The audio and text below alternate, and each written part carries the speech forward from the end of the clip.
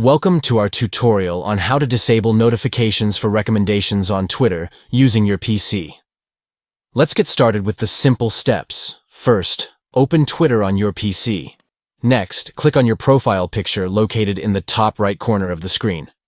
From the drop-down menu, select Settings and Privacy. In the left-hand column of the Settings and Privacy page, look for the Web Notifications option. Click on it to proceed. Now within the Notification Types menu, navigate to Preferences.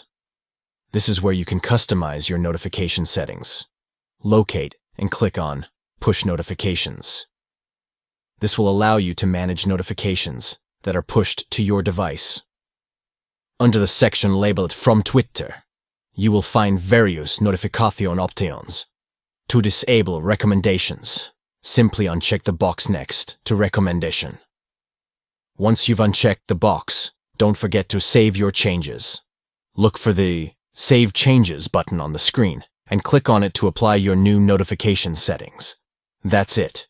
You have successfully disabled notifications for recommendations on Twitter using your PC.